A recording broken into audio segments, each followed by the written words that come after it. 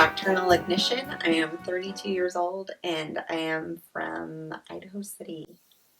I've been doing drag for a year and a half. My first real drag show was the first Lesbian King show produced by Sid Delicious, my daddy. I got started in drag kind of by accident. I was in a dance production where we were doing a boy band number, and I thought, wouldn't it be hilarious if we all dressed like dudes and did makeup like dudes? And then I saw myself in the mirror and I was like, I want to do more of this. I was already obsessed with drag queens, so did a quick Google of women in drag as boys, I'm pretty sure is what I put, and then discovered the kinks were a thing, and I was like, well, damn, I want to do that.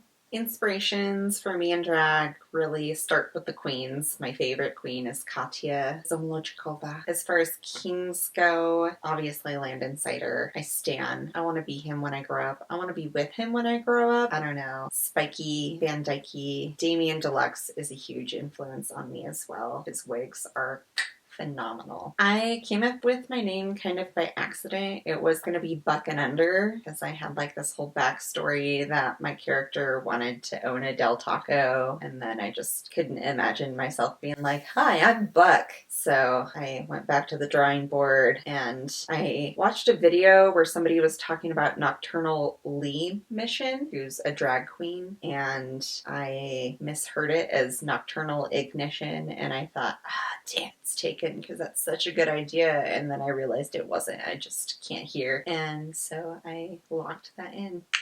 Nocturnal is fancy, edgy, very sexual, flirty. Nocturnal is a Sun Leo, Rising Leo, Moon Leo.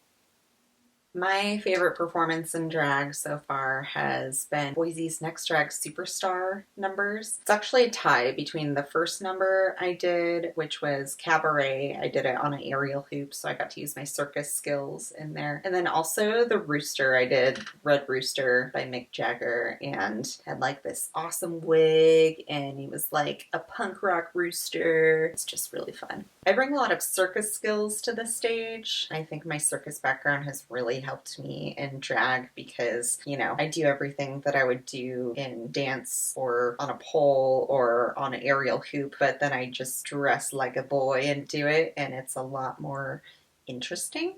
And I bring attention to detail. One of the benefits of having OCD, diagnosed OCD, is that I have an insane attention to detail. I am never really fully done with a costume up until the minute I have to put it on. I'm probably gluing rhinestones and shit to it. But yeah, I'm very extra, and that kind of lends itself to drag, thankfully.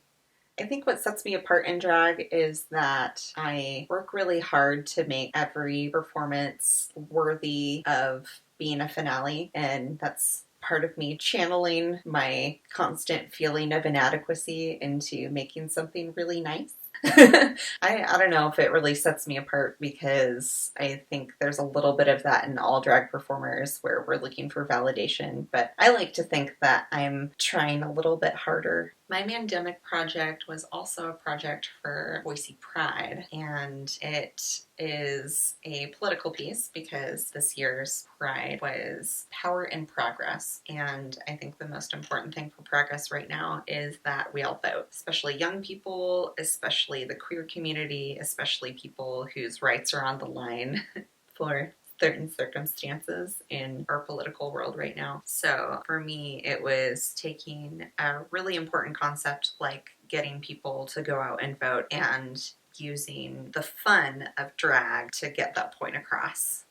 Drag to me means fun and freedom. Drag has been an opportunity for me to walk in the footsteps of my heroes who are queens, and also to play with gender expression in a way that I never really was comfortable with before. It was easy for me to go to the men's section of whatever store in the mall and be like, this is okay because I'm looking for stuff for drag, but then I end up coming home with stuff that's also for me. me, and I just really like how drag has opened that door for me. Advice that I give someone interested in performing. Number one, you gotta get over being afraid. We're all afraid before we go on stage, and so embracing that fear and saying, I'm not scared, I'm excited, even though you're really fucking terrified. Just convince yourself that it's excitement. And also, if anybody gives you glass rhinestones, keep them. If you find glass rhinestones at a thrift store, keep that shit. Throw away all your plastic rhinestones. They're trash. And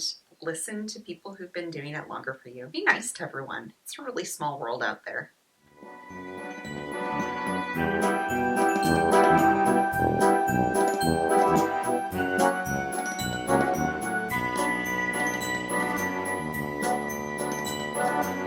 Does that sound shitty? No. I don't know.